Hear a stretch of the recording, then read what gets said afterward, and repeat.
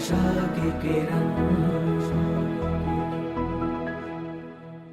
ધર્મના આચરણની વાતને વિસારી જાશો તો નેક્સ્ટ પેઢીને તમે કાંઈ નહીં આપી શકો. સંપત્તિ આપશો પણ સંસ્કાર કાંઈ નહીં આપી શકો. અને તમે રાત ઉજાગર કરી કરીને પ્રાપ્ત કરેલી સંપત્તિ એ તમારા સંતાનો બેફામ રીતે વેડપતા હશે. આટલું જ નહીં, તમે કેટલો દાખલો કર્યો હશે, સમાજમાં તમારું સન્માન હશે, ક્યાંય તમે જાઓ તો લોકો ઊભા થઈ જતા હશે, પધારો પધારો પધારો થતું હશે. અને તમારા છોકરાને તમે પૂછો ને તમને જવાબ નહીં આપે, જવાબ નહીં આપે, તમારી સામે નહીં જોવે. તમે ફોન જોડશો, તમારો ફોન નહીં ઉપાડે, તમારો ફોન નહીં ઉપાડે, ત્યારે તમારું હૃદય ઉકળી જશે, ઉકળી જશે.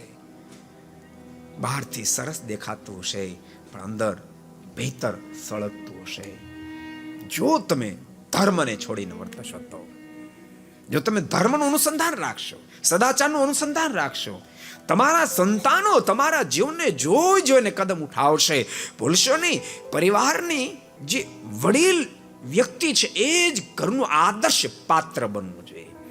એને આદર્શ પાડોશીને ગોતવા ન જવા પડવા પડે, પોતે જ આદર્શ બની જાય.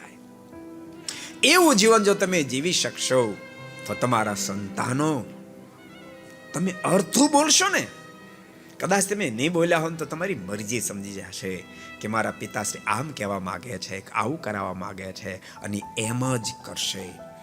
જનરેશન ગેપની વાત ભૂલી જાઓ ભક્તો, જનરેશન ગેપની વાત ભૂલી જાઓ. જનરેશન ગેપની વાત તો આપણા બચાવ માટે આપણે મૂકવી પડે છે. યાદ રાખજો, આપણે મૂકવી પડે છે આપણા બચાવ માટે, કે જેથી કરીને આપણે નિર્દોષ સાબિત થાય. મેં સદાચારનું અવલંબન લેવાને બદલે અસદાચાર બાજુ કદમ ઉઠાવ્યા. એનાથી બચવાને માટે આપણે જનરેશનને વચ્ચે લાવીએ છીએ.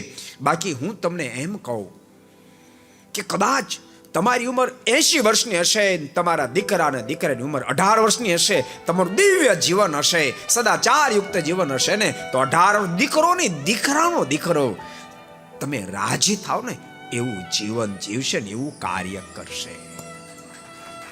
तो आपको पसंद आया हो तो लाइक करें और शेयर करना मत भूलिए. सब्सक्राइब करें सरदार कथा चैनल को और बेल आइकॉन पर क्लिक करना मत भूलिए लेटेस्ट वीडियो सबसे पहले पाने के लिए.